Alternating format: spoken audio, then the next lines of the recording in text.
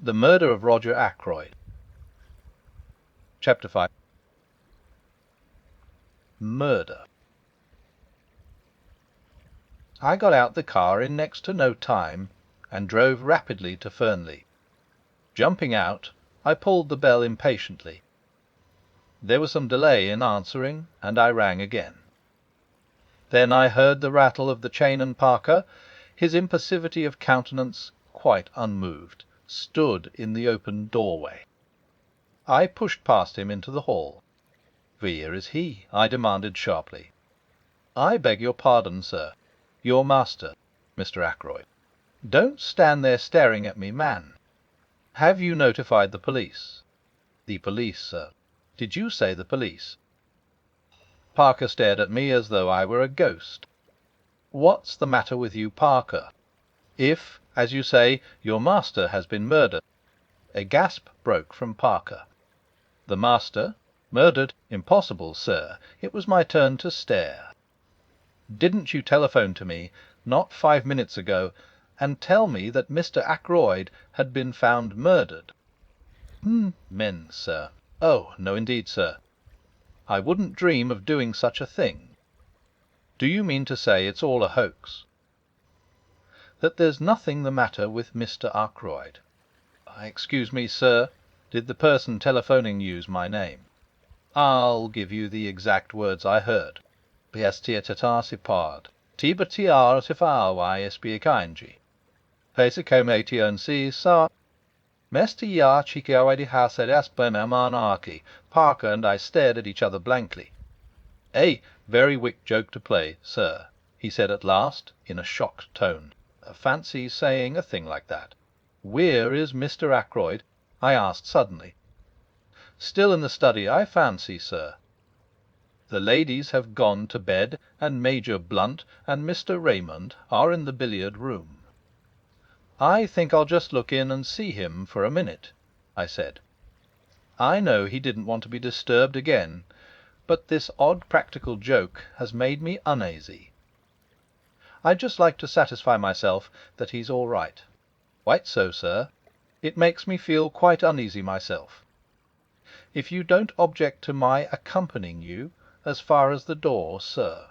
"Not at all," I said. "Come along." I passed through the door on the right, Parker on my heels, traversed the little lobby where a small flight of stairs led upstairs to Ackroyd's bedroom, and tapped on the study door. There was no answer. I turned the handle, but the door was locked. "Hallo me, sir," said Parker. Very nimbly for a man of his build, he dropped on one knee and applied his eye to the keyhole. "Key is in the lock all right, sir," he said, rising. "On the inside. The Mr. Ackroyd must have locked himself in and possibly just dropped off to sleep." I bent down and verified Parker's statement. "It seems all right," I said. "But all the same, Parker, I'm going to wake your master up. I shouldn't be satisfied to go home without hearing from his own lips that he's quite all right." So saying, I rattled the handle and called out, "Ackroyd, Ackroyd, just a minute." But still there was no answer. I glanced over my shoulder. "I don't want to alarm the household," I said hesitatingly. The Parker went across and shut the door from the big hall through which we had come. "I think that will be all right now, sir. The billiard room is at the other side of the house, and so are the kitchen quarters and the ladies' bedrooms." I nodded comprehendingly. Then I banged once more frantically on the door, and stooping down, fairly bawled through the keyhole, "Ackroyd, Ackroyd. It's Shepherd. Let me in." And still silence. Not a sign of life from within the locked room. Parker and I glanced at each other. "Look here, Parker," I said. "I'm going to break this door in, or rather we are. I'll take the responsibility." "If you say so, sir," said Parker, rather doubtfully. "I do say so. I'm seriously alarmed about Mr. Ackroyd." I looked round the small lobby and picked up a heavy oak chair. Parker and I held it between us and advanced to the assault. Once, twice, and 3 times we hurled it against the lock. At the 3rd blow it gave, and we staggered into the room. Ackroyd was sitting as I had left him in the armchair before the fire. His head had fallen sideways, and clearly visible, just below the collar of his coat, was a shining piece of twisted metalwork. Parker and I advanced till we stood over the recumbent figure. I heard the butler draw in his breath with a sharp hiss. "Stabbed from beyond," he murmured. "Horrible." He wiped his moist brow with his handkerchief, then stretched out a hand gingerly towards the hilt of the dagger. "You mustn't touch that," I said sharply. "Go at once to the telephone and ring up the police station. Inform them of what has happened. Then tell Mr. Raymond and Major Blunt." "Very good, sir." Parker hurried away, still wiping his perspiring brow. I did what little had to be done. I was careful not to disturb the position of the body, and not to handle the dagger at all. No object was to be attained by moving it. Ackroyd had clearly been dead some little time. Then I heard young Raymond's voice, horror-stricken and incredulous, outside. "What do you say? Oh, impossible. Where's the doctor?" He appeared impetuously in the doorway, then stopped dead, his face very white. A hand put him aside, and Hector Blunt came past him into the room. "My God!" said Raymond from behind him. "It's true. Then?" Blunt came straight on till he reached the chair. He bent over the body, and I thought that, like Parker, he was going to lay hold of the dagger hilt. I drew him back with one hand. "Nothing must be moved," I explained. "The police must see him exactly as he is now." Blunt nodded in instant comprehension. His face was expressionless as ever, but I thought I detected signs of emotion beneath the stolid mask. Geoffrey Raymond had joined us now, and stood peering over Blunt's shoulder at the body. "This is terrible," he said in a low voice. He had regained his composure, but as he took off the pince-nez he habitually wore and polished them, I observed that his hand was shaking. "Robbery, I suppose," he said. "How did the fellow get in?" "Through the window." "Has anything been taken?" He went towards the desk. "You think it's burglary," I said slowly. "What else could it be? There's no question of suicide, I suppose?" "No man could stab himself in such a way," I said confidently. "It's murder right enough. But with what motive?" "Roger hadn't an enemy in the world," said Blunt quietly.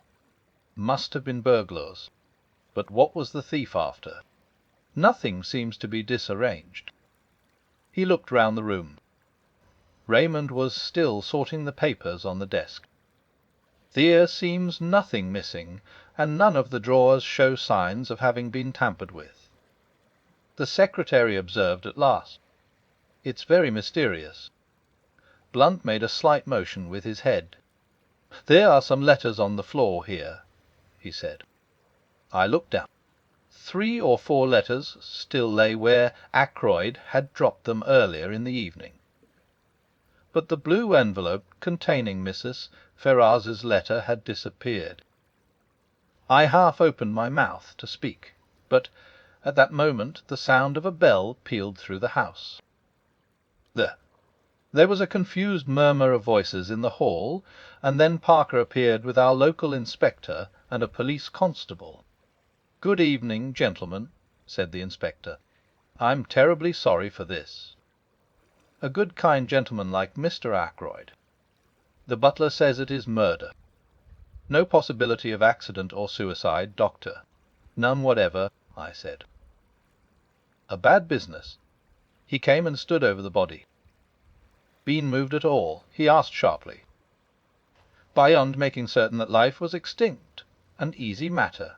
I have not disturbed the body in any way." "Ah, and everything points to the murderer having got clear away?" "For the moment, that is." "Now then, let me hear all about it." Who found the body? I explained the circumstances carefully. A telephone message, you say? From the butler. A message that I never sent, declared Parker earnestly. I've not been near the telephone the whole evening. The others can bear me out that I haven't. Very odd, that. Did it sound like Parker's voice, Doctor? Well, I can't say I noticed. I took it for granted, you see, naturally. That, well, you got up here, broke in the door, and found poor Mr. Ackroyd like this. How long should you say he had been dead, Doctor? Half an hour at least. Perhaps longer, I said. The door was locked on the inside, you say. What about the window? I myself closed and bolted it earlier in the evening at Mr. Ackroyd's request. The inspector strode across to it and threw back the curtains. Well, it's open now anyway, he remarked. True enough, the window was open, the lower sash being raised to its fullest extent. The inspector produced a pocket torch and flashed it along the sill outside. This is the way he went all right, he remarked, and got in. See here, in the light of the powerful torch, several clearly defined footmarks could be seen. They seemed to be those of shoes with rubber studs in the soles. One particularly clear one pointed inwards, another, slightly overlapping it, pointed outwards. Plain as a pikestaff, said the inspector. Any valuables missing? Geoffrey Raymond shook his head. Not so that we can discover. Mr. Ackroyd never kept anything of particular value in this room. Hemph, said the inspector. Man found an open window. Climbed in, saw Mr. Ackroyd sitting there. Maybe he'd fallen asleep. Man stabbed him from behind, then lost his nerve and made off. But he's left his tracks pretty clearly. We ought to get hold of H.I.M. without much difficulty. No suspicious strangers been hanging about anywhere? Oh, I said suddenly. What is it, Doctor? I met a man this evening, just as I was turning out of the gate. He asked me the way to Fernley Park. What time would that be? Just 9 o'clock. I heard it chime the hour as I was turning out of the gate. Can you describe him? I did so to the best of my ability. The inspector turned to the butler. Any one answering that description come to the front door? No, sir. No one has been to the house at all this evening. What about the back? I don't think so, sir, but I'll make inquiries. He moved towards the door, but the inspector held up a large hand. No, thank. I'll do my own inquiring. But first of all I want to fix the time and a little more clearly. When was Mr. Ackroyd last seen alive? Probably by me, I said, when I left at, let me see, about 10 minutes to 9. He told me that he didn't wish to be disturbed, and I repeated the order to Parker. Just so, sir, said Parker respectfully. Mr. Ackroyd was certainly alive at 9:30. Put in Raymond, for I heard his voice in here talking. Who was he talking to? There, I don't know. Of course, at the time I took it for granted it was Dr. Shepherd who was with him. I wanted to ask him a question about some papers I was engaged upon. But when I heard the voices, I remembered that he had said he wanted to talk to Doc Shepherd without being disturbed, and I went away again. But now it seems that the doctor had already left. I nodded. I was at home by 9:15, I said. I didn't go out again until I received the telephone call. Who could have been with him at 9:30? Queried the inspector. It wasn't you, Mr. Major Blunt, I said. Major Hector Blunt, asked the inspector, a respectful tone creeping into his voice. Blunt merely jerked his head affirmatively. Ah, I think we've seen you down here before, sir, said the inspector. I didn't recognize you for the moment, but you were staying with Mr. Ackroyd a year ago last May. June, corrected Blunt. Just so, June it was. Now, as I was saying, it wasn't you with Mr. Ackroyd at 9:30 this evening? Blunt shook his head. Never saw him after dinner, he volunteered. The inspector turned once more to Raymond. You didn't overhear any of the conversation going on, did you, sir? I did catch just a fragment of it, said the secretary. And supposing, as I did, that it was Dr. Shepherd who was with Mr. Ackroyd, that fragment struck me as distinctly odd. As far as I can remember, the exact words were these. Mr. Ackroyd was speaking. The calls on my purse have been so frequent of late. That is what he was saying, of late, that I fear it is impossible for me to accede to your request.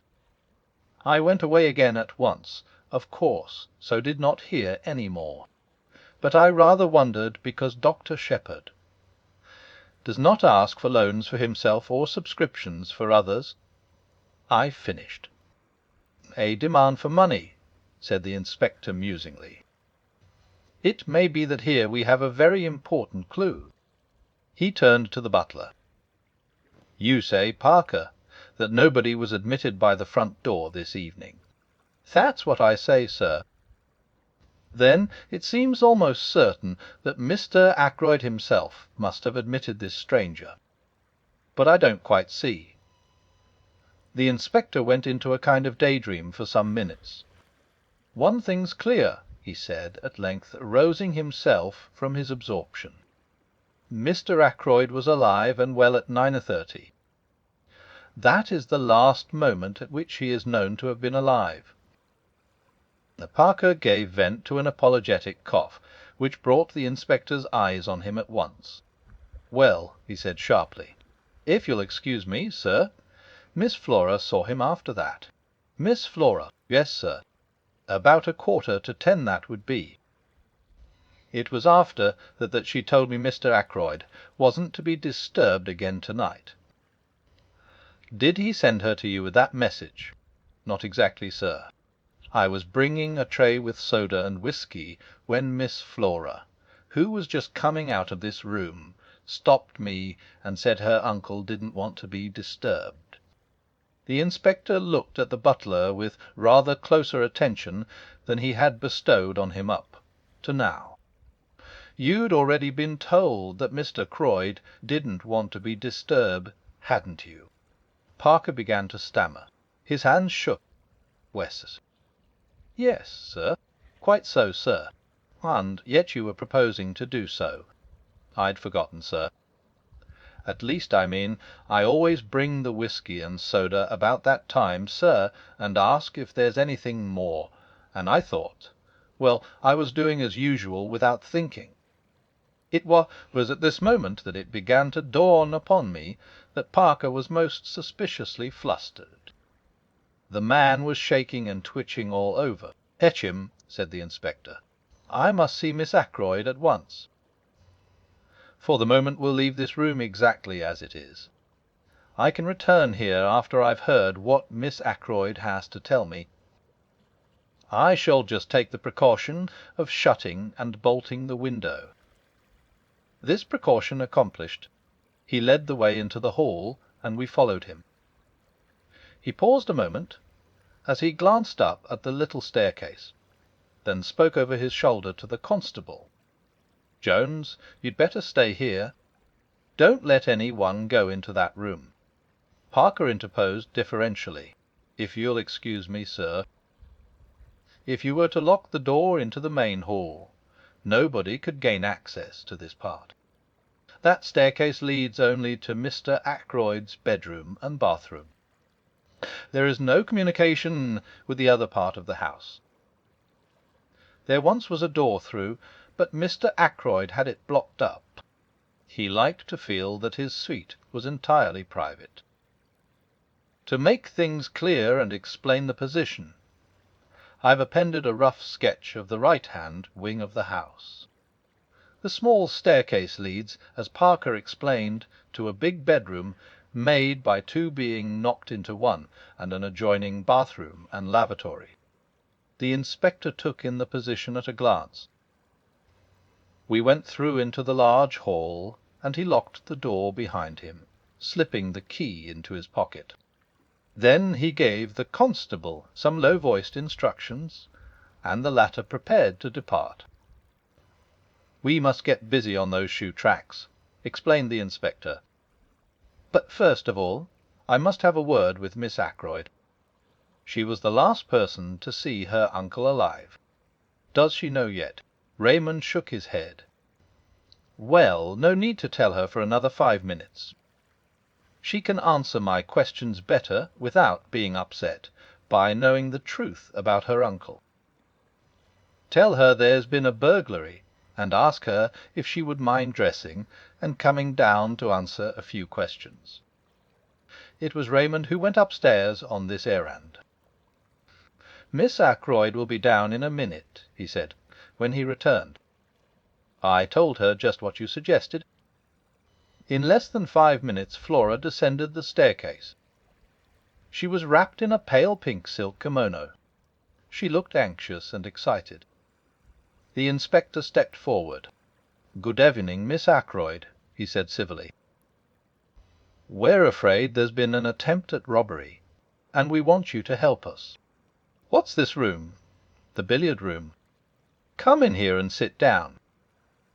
Flora sat down composedly on the wide divan which ran the length of the wall, and looked up at the inspector. "I don't quite understand. What has been stolen?" "What do you want me to tell you?" "It's just this, Miss Ackroyd.